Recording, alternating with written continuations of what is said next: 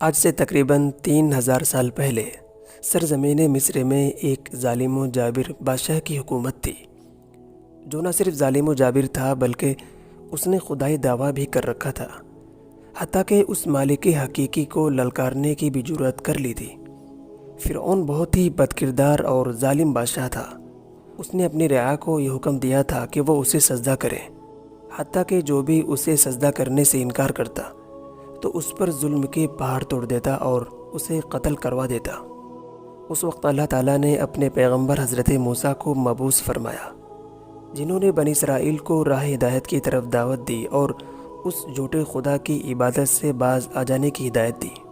چنانچہ فرعون کے ہی محل میں رہنے والی ایک خاتون نے موسیٰ کے دین کو قبول کر لیا اور اس لاشریک اللہ پر ایمان لے آئی، جس کا نام مشاطہ تھا، جو فرعون کے محل میں خادمہ تھی، جسے فرعون نے اپنی ہی بیٹی کی خدمت پر مامور کیا تھا۔ ایک دن کا واقعہ ہے کہ وہ خادمہ فرعون کی بیٹی کی بالوں میں کنگھی کر رہی تھی۔ کنگھی کرتے ہوئے اتفاقاً وہ کنگھی اس کے ہاتھ سے گر گئی۔ جب وہ کنگھی اٹھانے لگی تو اس کی زبان سے بے ساختہ بسم اللہ نکل گیا۔ یہ سن کر اس کی بیٹی نے کہا کہ تو نے ایک عجیب سا کلمہ کہا، رب تو میرا باپ ہے، تو پھر تو نے کس رب کا نام لیا؟ خادمہ نے کہا کہ فرعون رب نہیں ہے، بلکہ میرا تیرا بلکہ خود فرعون کا بھی رب اللہ ہے، جو ہم سب کو روزی دیتا ہے، کھلاتا پلاتا بھی ہے۔ شہزادے نے کہا کہ اچھا، تو کیا میرے باپ کے علاوہ بھی کسی کو رب ماننے لگی ہے؟ خادمہ نے کہا کہ ہاں۔ شہزادے نے اس بات کی اطلاع اپنے باپ فرعون کو دی۔ یہ سن کر فرعون نہایت ہی غضبناک ہوا اور غصے کی حالت میں حکم دیا کہ اس خادمہ کو میرے دربار میں لاؤ۔ جب خادمہ دربار میں آئی تو فرعون نے کہا کہ کیا میرے علاوہ بھی کسی کو رب مانتی ہے؟ اس خادمہ نے صاف کہہ دیا کہ ہاں، میں تمہیں خدا نہیں مانتی، میرا تیرا رب اللہ ہے، جو بلندیوں اور بزرگی والا ہے۔ یہ جواب سن کر فرعون دنگ رہ گیا، کیونکہ ایک خادمہ سے اس طرح جرأت مندانہ جواب کی امید نہیں تھی۔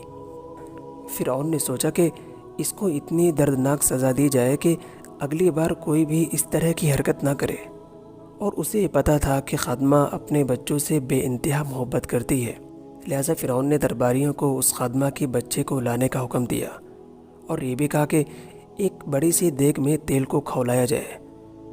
اس کے بعد ایک ایک کر کے اس خادمہ کے بچے کو اس گرم تیل میں ڈال دیا جائے۔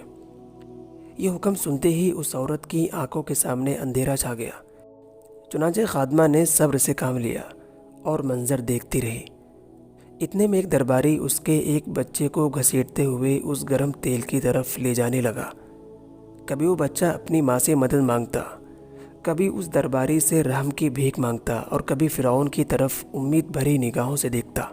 سپاہی اسے گھسیٹتے ہوئے گرم تیل کی طرف لے گئے۔ خادمہ محبت سے اپنے بچے کی طرف دیکھ رہی تھی اور الوداع کہہ رہی تھی۔ اسی دوران اس کے جگر کے ٹکڑے کو کھولتے ہوئے گرم تیل میں ڈال دیا گیا اور دیکھتے ہی دیکھتے اس کی ہڈیاں جل بھن کر اوپر کی طرف تیرنے لگی۔ اس کے بعد فرعون نے اس خادمہ کی طرف دیکھا اور کہا کہ دوسرے خدا کو چھوڑ کر مجھے خدا تسلیم کر لے، تجھے معاف کر دوں گا۔ خادمہ نے دلیرانہ نظروں سے دیکھا اور اسے خدا تسلیم کرنے سے منع کر دیا۔ فرعون اس خادمہ کی جرأت کو دیکھ کر دنگ رہ گیا۔ تھوڑی دیر میں اس کے دوسرے بچے کو بھی اس گرم تیل میں ڈال کر ہلاک کر دیا گیا۔ اب سپاہی اس خاتون کے سب سے چھوٹے بچے کی طرف بڑھ رہے تھے، جو سب سے چھوٹا تھا، شیرخوار معصوم بچہ تھا۔ جب سپاہیوں نے اس معصوم بچے کو اس کی گود سے چھینا تو اس بچے نے زوردار چیخ ماری، جسے دیکھ کر خاتون سے رہا نہ گیا۔ زارو قدر رونے لگی اور زمین پر گر گئی۔ وہ عظمت والا لاشریک خدا اس خاتون پر گزرنے والی قیامت سے خوب واقف تھا، لہذا اللہ تعالیٰ کی طرف سے ایک معجزہ ظاہر ہوا۔ وہ معصوم بچہ جو ابھی بول بھی نہیں سکتا تھا، بھرے مجمع میں بول پڑا کہ اے میری پیاری ماں، بے شک تو حق پر ہے، بے شک اس دنیا کی سزا آخرت کی سزا کے مقابلے بہت کم ہے۔ اس منظر کو دیکھ کر فرعون اور اس کے درباری حیران رہ گئے، لیکن پھر بھی ان کے دلوں پر لگا ہوا کفر کا تالا اب بھی نہیں ٹوٹا، اور اس معصوم بے گناہ بچے کو بھی اس دیگ میں ڈال کر ہلاک کر دیا گیا۔ خادمہ اپنے تمام بچے کو اپنی نظروں کے سامنے قتل ہوتا دیکھ خادمہ کا دل پھٹ پڑا تھا۔ اگر وہ چاہتی تو اپنے تمام بچے کو بچا سکتی تھی، صرف اس نے اپنی زبان سے ایک کلمہ کفری تو بولنا تھا، لیکن یہ صرف جان بچانے کا بہانہ تھا۔ اس خادمہ کو پتہ تھا کہ اس کے خدا کے پاس جو کچھ اس کے لیے ہے وہ اس ختم ہو جانے والی دنیا سے کہیں زیادہ ہے۔ اس کے بعد سپاہی اس خادمہ کو گھسیٹ کر اس دیگ کی طرف لے جانے لگے۔ خاتمہ کے دل میں ایک بات آئی۔ اس نے فرعون سے کہا کہ مجھے کچھ کہنا ہے۔ یہ سن کر فرعون کو کچھ امید دکھائی دی۔ خاتون نے کہا کہ تم میری اور میرے بچوں کی ہڈیاں ایک ہی جگہ دفن کرنا۔ اس کے بعد خاتون نے اپنی آنکھیں بند کر لی اور اسے بھی اس گرم تیل میں ڈال کر ہلاک کر دیا گیا۔ اس واقعے کے 2000 سال بعد ہمارے نبی صلی اللہ علیہ وسلم اس دنیا میں تشریف لائے۔ آپ علیہ السلام کو ایک رات معراج کے سفر پر لے جایا گیا۔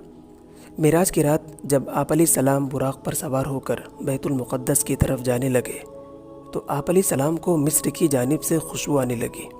آپ علیہ السلام نے حضرت جبرائیل سے پوچھا، اے جبرائیل، یہ نہایت ہی عمدہ خوشبو کس کی ہے؟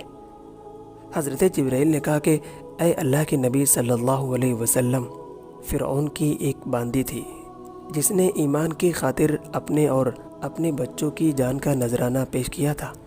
اس کے اور اس کے بچوں کی ہڈیاں جہاں دفن کی گئی تھی، جس دن انہیں دفن کیا گیا تھا، تب سے لے کر آج تک یہ خوشبو آ رہی ہے اور قیامت تک یہ خوشبو آتی رہے گی۔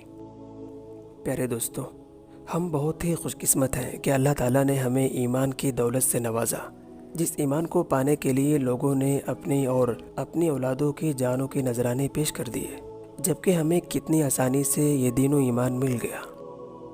دعا کرتے ہیں کہ اللہ تعالیٰ ہم سب کو قیامت تک ایمان پر باقی رکھے اور قلب سلیم، عقل سلیم عطا فرمائے۔ آمین۔